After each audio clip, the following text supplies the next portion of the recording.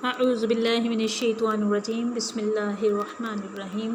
السلام علیکم اسٹوڈنٹس، امید بخیر۔ آج ہم جماعت نحم کے اردو 10ویں کتاب کے سبق نمبر 9 امتحان کا خلاصہ سبق ترتیب خیارات کے ساتھ بننے کا فہم حاصل کریں گے۔ اسٹوڈنٹس، جیسا کہ آپ کو پہلے بھی ہدایت دی گئی ہے کہ ہم مرکزی خیال کو سامنے رکھتے ہوئے خلاصہ کی بنت کاری کریں گے اور متن کو مد نظر رکھیں گے۔ جیسے ہی آپ کا مضمون شروع ہو رہا ہے ویسے ہی آپ کا خلاصہ شروع ہوگا۔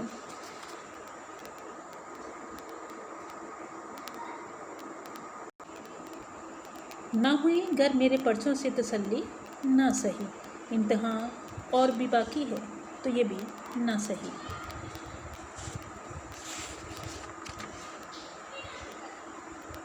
امتحان کے نام سے لوگ گھبراتے ہیں، لیکن مجھے ان کے گھبرانے پر ہنسی آتی ہے۔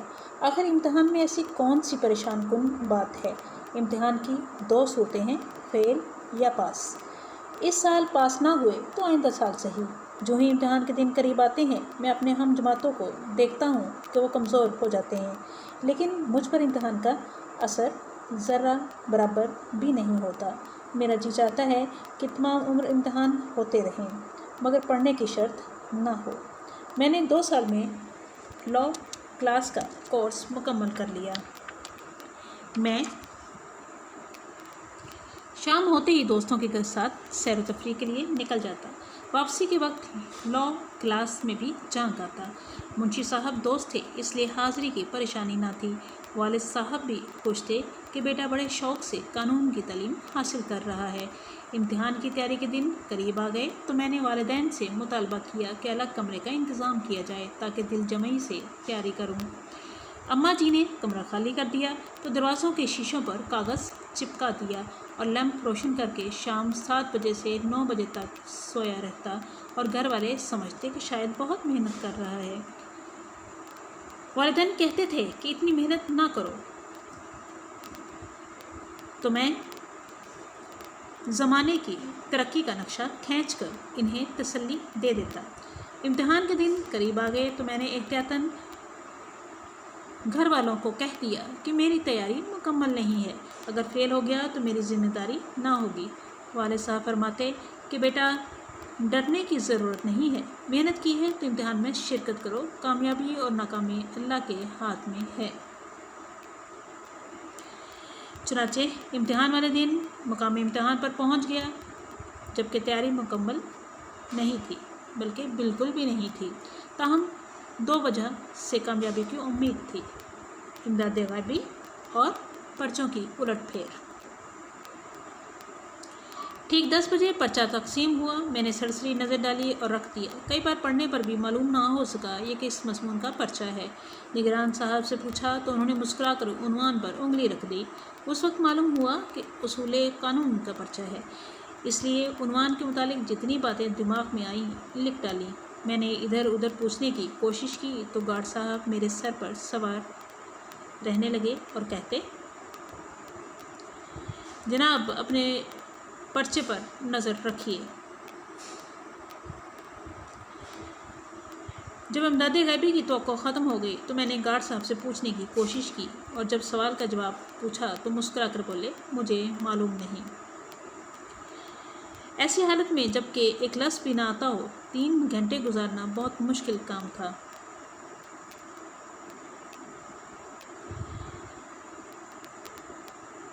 میں تو فوراً باہر آ جاتا، لیکن مسئلہ یہ تھا کہ والد صاحب ٹھیک 11 بجے صحن میں آ کر بیٹھ جاتے اور پرچے کے اختتام تک بیٹھے رہتے، اس لیے مجبوراً امتحان کے کمرے میں بیٹھنا پڑتا تھا۔ پرچہ ختم ہونے پر والد صاحب سے پرچے کی سختی کی شکایت کرتا تو وہ میرا حوصلہ بڑھاتے کہ کامیاب ضرور ہوگا۔ الغرض امتحان ختم ہوا اور امید نمبر 1 اور 2 بھی ناکام ہو گئیں۔ یہ اب ممتحنوں کے پاس کوشش کی سوجھی۔ والد صاحب سفارشی رخا لے کر ایک صاحب کے پاس تشریف لے گئے، لیکن انہوں نے والد صاحب کو شرمندہ کر دیا۔ کچھ ہی عرصے کے بعد نتائج کا اعلان ہو گیا اور میں تمام مضامین میں بری طرح فیل ہو گیا اور تمام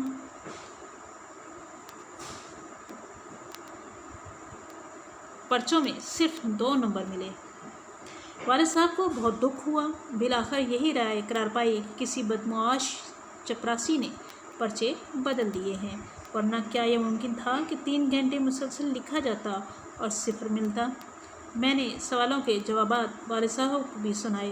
उन्होंने बहुत तारीफ़ की और मुमतहिनों को बहुत बुरा भला कहा। वालिद साहब ने मुझे हौसला दिया कि घबराने की कोई बात नहीं, इस साल नहीं तो अगले साल सही, आखिर कब तक बेईमानी होगी। 100 दिन चोर के तो एक दिन शाह का। मैं खुश था कि 1 साल और फुर्सत से गुजारने का मौका मिल गया। स्टूडेंट्स, आपके टेक्स्ट के मुताबिक खुलासा आपने सुना और उसके मुताबिक ही आप लिखेंगे। जो अहम निकात हैं तंज़ और मिसाल से मुतल्लिका भी, उसको आप थोड़ा सा हाईलाइट करते चले जाएंगे, प्रोमिनेंट करेंगे। आपका तो फिज़ी काम है, खुलासे सबक खुशखत कॉपी पर तहरीर करेंगे।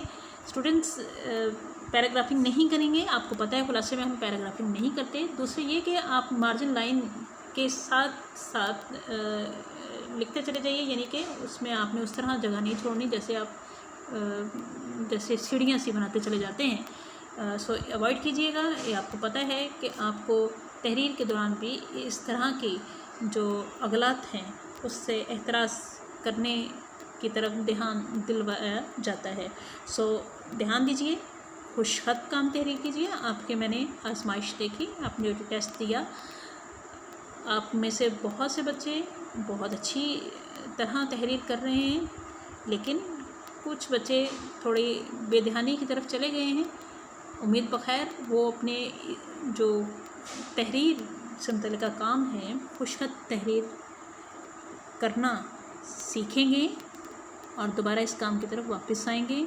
यकीनन आपकी तहरीर आपकी तरफ से पहला तासुर है, और पहला तासुर ही बहुत अच्छा होना चाहिए, आप जानते हैं। और दूसरी अहम बात, इमला पर तवज्जो दीजिए। उम्मीद बखैर आप हिदाया पर अमल करेंगे। यकीनन आपका टेस्ट बहुत अच्छा था। उम्मीद बखैर आप मज़ीद अपने अच्छे आजमाइशों की तरफ, अपने अच्छे मुस्तक़बिल की तरफ बढ़ेंगे। वस्सलाम, मिस सिद्रा सना।